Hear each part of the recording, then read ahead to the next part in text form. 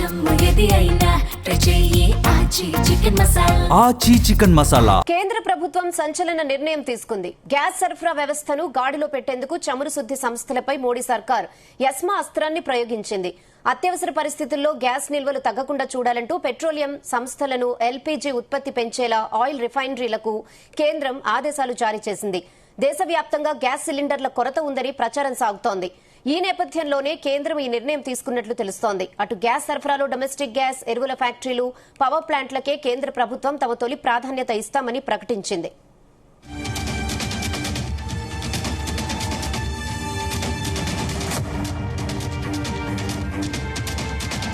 ఇదే విషయంపై మరిన్ని updates chief news coordinator Radhakrishna అందిస్తారు. ఎస్ రాధాకృష్ణ.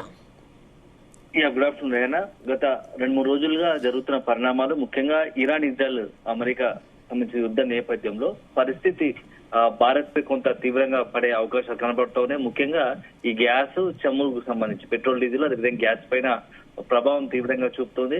గత 2 రోజులుగా కూడా ఎక్కడ చూసినా గ్యాస్ కి సంబంధించి కొంత కొరత కావచ్చు, లేకుంటే కేంద్ర ప్రభుత్వం తీసుకున్నటువంటి నిర్ణయాలు కావచ్చు.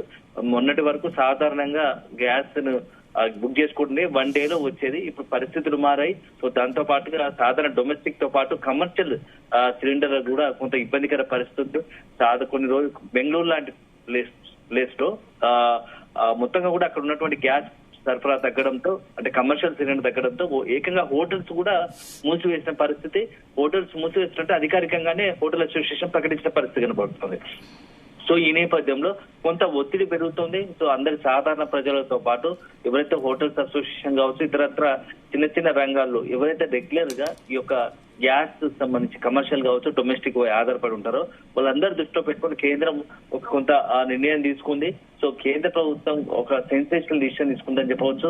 గ్యాస్ సరఫరా మొత్తం కూడా ఎక్కడ ఇబ్బంది లేకుండా యథావిధిగా కొనసాగేలా కొంత దాన్ని స్ట్రీమ్ లైన్ చేసేందుకు నిర్ణయం తీసుకున్నట్టుగా తెలుస్తుంది. సో మొత్తంగా ఎక్కడైతే చమురు శుద్ధి సంస్థలపైన మోడీ సర్కార్ అవసరాన్ని బట్టి ఎస్మా కూడా ప్రయోగానికి వెనుకాడం అంటూ కూడా కొంత హెచ్చరికలు జారీ చేసిన పరిస్థితి.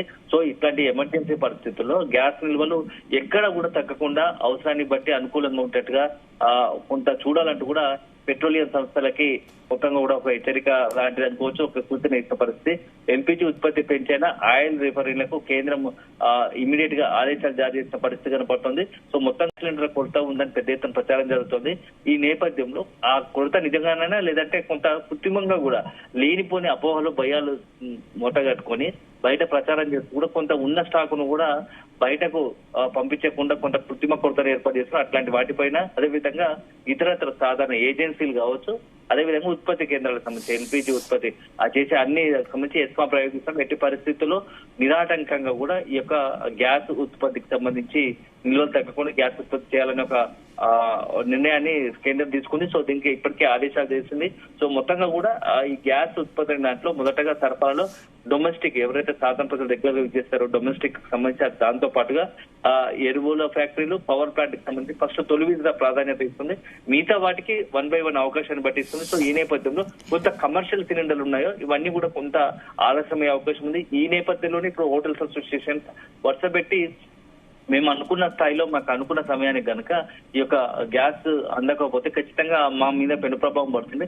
ముందు జాగ్రత్తగానే మేము అనౌన్స్ చేస్తాను, హోటళ్లను మూసేస్తామని చెప్పేసి కూడా కొన్ని చోట్ల ప్రకటించే పరిస్థితి కనబడుతోంది. బెంగళూరులో అయితే ఆల్రెడీ డిసైడ్ అయిపోయింది, నిన్ననే అధికారికంగా ప్రకటించింది. సో మిగతా స్టేట్లలో, మిగతా కొన్ని పట్టణాల్లో కూడా రెగ్యులర్ గా ఎక్కువ స్థాయిలో అంటే ప్రతి హోటల్లో, పెద్ద హోటల్లో దీని ప్రభావం ఎక్కువ ఉన్నట్టుగా తెలుస్తుంది. ఈ నేపథ్యంలో అవి కూడా మూసివేస్తామనే పరిస్థితి కనబడుతోంది. సో ఎందుకంటే యుద్ధం ఒకవైపు ఏమో భీకరంగా కొనసాగుతోంది. రెండు పక్షాలు కూడా, ఇటు ఇరాన్ కావచ్చు, అదేవిధంగా ఇజ్రాయెల్, అమెరికా కూడా ఎటు ఎవరు చూసినా కూడా వెనక్కి తగ్గడం లేదు, కాంప్రమైజ్ అయ్యే పరిస్థితులు. యుద్ధం మరికొద్ది రోజులు కొనసాగే అవకాశం ఉన్న నేపథ్యంలో భవిష్యత్తులో ఈ వంట గ్యాస్ కి సంబంధించి మరింత ఇబ్బంది రాకుండా ఉండాలనే ప్రభుత్వం ముందస్తుగానే ఇలాంటి నిర్ణయం తీసుకున్నట్టుగా మనకు తెలుస్తోంది. సో ఈ యుద్ధం ఎప్పుడు ఆగుతో తెలియదు కాబట్టి సో భవిష్యత్తు అవసరాల దృష్ట్యా రాబోయే రోజుల్లో ప్రజలకు ఎలాంటి ఇబ్బంది లేకుండా ఈ మొత్తం కూడా సిలిండర్ ఇబ్బంది లేకుండా, గ్యాస్ ఇబ్బంది లేకుండా చేయాలనే ఒక ఉద్దేశంతో ప్రభుత్వం కేంద్ర ప్రభుత్వం నిర్ణయం తీసుకుంది. సో మొత్తానికి అయితే దేశంలోని అన్ని రిఫైనరీలకు సంబంధించి ఎల్పీజీ ఉత్పత్తి పెంచాలని, అదేవిధంగా ప్రొపేన్, బ్యూటేన్ వంటి హైడ్రోకార్బన్ స్ట్రీమ్లను కూడా ఎల్పీజీకి తయారీకి మళ్లించాలని చెప్పేసి కూడా కేంద్రం ఆదేశించిన పరిస్థితి కనబడుతుంది. సో అదనంగా ఉత్పత్తి అయినటువంటి ఎల్పీజీని కేవలం అంటే పబ్లిక్ ఆయిల్ కంపెనీకి మాత్రమే ఫస్ట్ ప్రాధాన్యత ఇవ్వాలని చెప్పేసి తెలుసుకున్నాం. దాంట్లో సాధారణంగానే Indian oil, Bharat petroleum, Hindustan petroleum ఉంటుంది. సో వీటికి ఫస్ట్ ప్రాధాన్యత ఇస్తారు. సో గ్యాస్ సరఫరా కూడా ఎక్కడ కూడా ప్రాధాన్యత తగ్గకుండా ఫస్ట్ డొమెస్టిక్ ఇంటికి ఏదైతే సాధారణ ఇంటికి వాడుకుంటారో అట్లాంటి వ్యాసం, అదేవిధంగా సిఎన్జి, పిఎన్జి సరఫరాలు, ఎరువుల ఫ్యాక్టరీలు, విద్యుత్ ప్లాంట్ కి సంబంధించి ఇలా ఒక్కొక్క దానికి ప్రాధాన్యత క్రమంలో ఇవ్వాలని తెలుస్తుంది. సో దీంతో పాటు ఇతర రకాల మనం చెప్పుకున్నట్టుగా హోటల్, రెస్టారెంట్, ఇండస్ట్రీలకు సంబంధించి మాత్రం కొంత ఇప్పుడు జరుగుతున్న వాటికి గతంలో కన్నా అయ్యే వాటికి అంత ఆలస్యంగా సరఫరా అయ్యే అవకాశం ఉంటుంది కాబట్టి సో దీన్ని దృష్టిలో పెట్టుకుని ప్లాన్ చేసుకోవాలని చెప్పి తెలుస్తుంది. సో గతంలో సిలిండర్ బుక్ చేసుకుంటే వెంటనే వచ్చేది, కానీ ప్రస్తుతం ఇప్పుడు బుక్ చేసుకోవడానికి గ్యాప్ ను కూడా 21 రోజుల నుంచి 25 రోజులకు పెంచారు. సో ఇది కొంత బ్లాక్ ఏదైతే మనం మార్కెట్ లో బ్లాక్ మొత్తం కూడా సిలిండర్ బ్లాక్ చేయకుండా ఉండడానికి, నివారించడానికి ఇట్లా నిర్ణయం తీసుకున్నట్టుగా తెలుస్తుంది. సో మొత్తంగా అయితే అల్టిమేట్ గా ప్రజలకు ఒక భరోసా కల్పించే ప్రయత్నం కేంద్రం చేస్తా ఉంది. ఎట్టి పరిస్థితుల్లో సిలిండర్ కి సంబంధించి మీకు ఇబ్బందులు ఉండవు, సో యథావిధిగా కొనసాగుతుంది. అలా అని చెప్పి లేనిపోని టెన్షన్లు, భయాందోళనలు గురికవద్దు.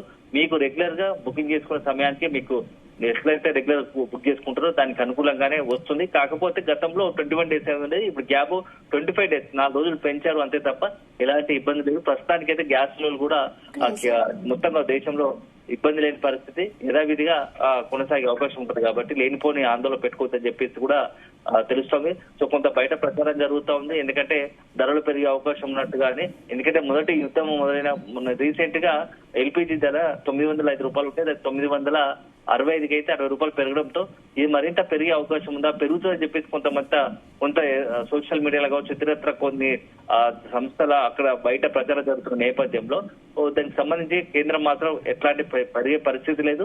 ప్రస్తుతానికి మనకు అనుకూలంగా 4 రోజుల పాటు ఈ గ్యాస్ నిల్వలకు సంబంధించి ఇబ్బంది లేదు. లేనిపోని ప్రచారాలు నమ్మకూడదు. ఏదైనా ఉంటే అధికారికంగానే కేంద్రం ప్రకటిస్తుంది. సో సాధారణంగా డొమెస్టిక్ సంబంధించి గ్యాస్ సరఫరాకు ఇలాంటి ఇబ్బంది లేకుండా చూస్తామని చెప్పేసి కూడా కేంద్రం ఒక భరోసా ఇస్తుందని చెప్పవచ్చు. Okay Radhakrishna, thanks for the update.